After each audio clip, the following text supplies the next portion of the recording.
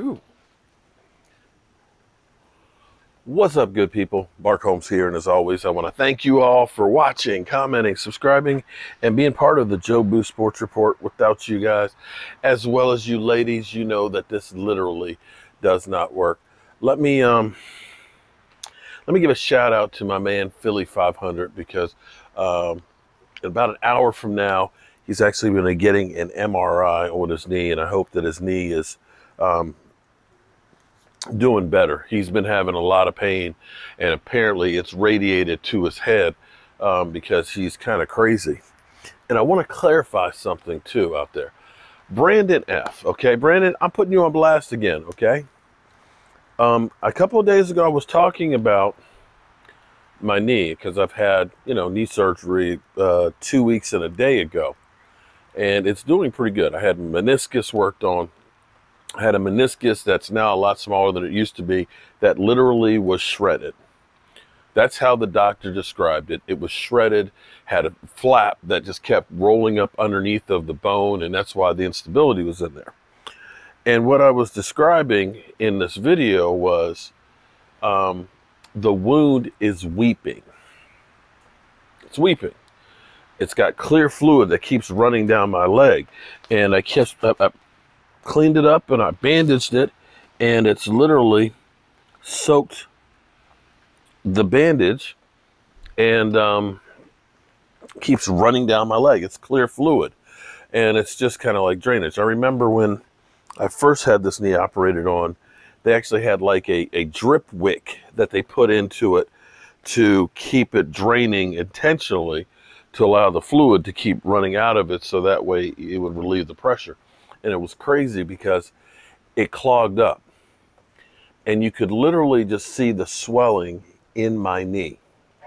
It kept swelling up, and I went back to the doctor, and the doctor was like, "Oh, it's clogged up."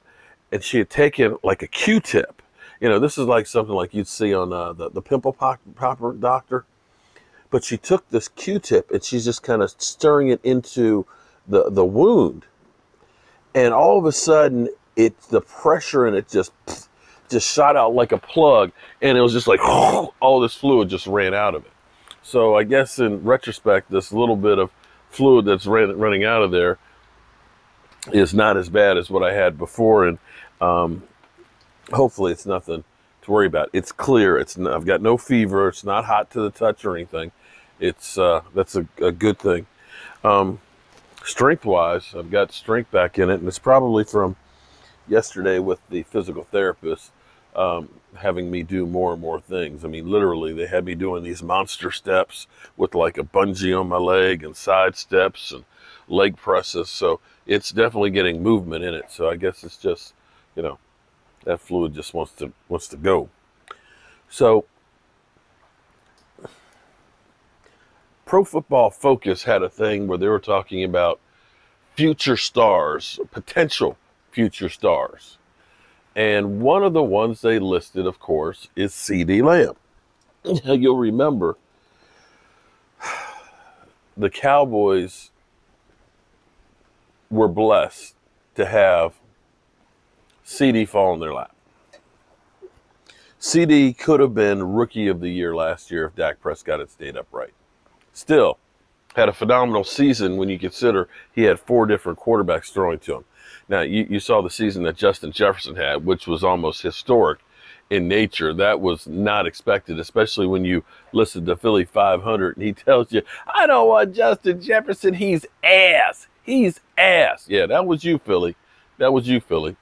While you're getting that MRI on your knee, you might want to get your head done too. You might want to get your head done too. But without a doubt, the Dallas Cowboys, whether it's a good thing or a bad thing, and the real reason, let's face it, why they're on Hard Knocks is there are a bunch of stars on the team. Like it or not, Dak Prescott is huge. Love it or hate it, I don't know which way you want to go with it, but you can't deny the star power that he has, the people who want to be seen and associated with him. When you get Jordan that says, I want you, and they start talking about redoing everything that they're doing with the NFL, that's a star. Because they realize, if I take my Jordan brand and tie it to Dak Prescott, we're going to make a lot of money. And that's where we are with guys like Ceedee Lamb. But here's the thing, and even Jalen Smith. Jalen Smith was picking up that momentum and stuff. The Cowboys NFL Man of the Year. But the thing that Dak had stated years ago, when everybody was hating on Dak Prescott and saying that he shouldn't get paid on the football field because he's getting all these endorsements, me, for one, I'd rather Dak Prescott not have to have a part-time gig. I'd rather him be able to focus solely on football. But Dak Prescott said something that was very, very, very deep and very correct. I only get these endorsements and keep them if I perform on the field. And that's the truth. People have a short memory. And it's, what have you done for me lately? And that's the thing with Ceedee Lamb. Ceedee Lamb's got the smile. He's got that look and stuff. But if he doesn't perform on the field, it's meaningless. If he goes out, gets himself 1,000+ yards next year, 6 or 7 touchdowns, makes a few spectacular plays. Hell, Odell Beckham Jr. made a career out of one catch. Literally. One freaking catch. You talk about somebody that's overrated, FYI, Giant fans, that catch was in a loss to the Dallas Cowboys. So yeah, he's got star power, and he's definitely in the right place if you want to become a star. I'd say Micah Parsons is another one who could have a whole lot of star power if he comes out there and he can play and lay the wood. I'm telling you. You want to be a star? You perform on that stage in Dallas. Guarantee you, everybody will love you. But I tell you what, as much love as they can show a whole lot of venom when you don't perform. So in the end,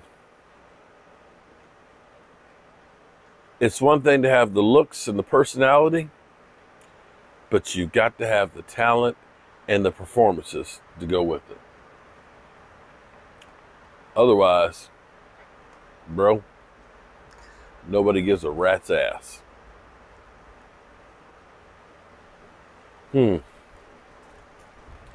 Well, here comes the rain again, falling on my head like a memory, falling on my head like a deep emotion. It's raining again. So talk to me like lovers do. Hope y'all are having a great day. Tomorrow is finally freaking Friday. It's going to get busy as can be for me starting tomorrow, because tomorrow I've got to go down the country and take care of some business, get this unit together to be rented out. Saturday and Sunday, we have the autograph signing show where we'll see Cowboys legends. And then come Monday, I got to go back down the country and work on that apartment, that unit. And I have a meeting at the city council in Waynesboro, and hopefully the zoning will be changed and we'll be able to start working on the red brick house. Yeah, that's a lot to do. As always, friends, I want to thank you all for watching, commenting, subscribing, and being part of the Joe Boo Sports Report. I'll see you soon. God willing, of course.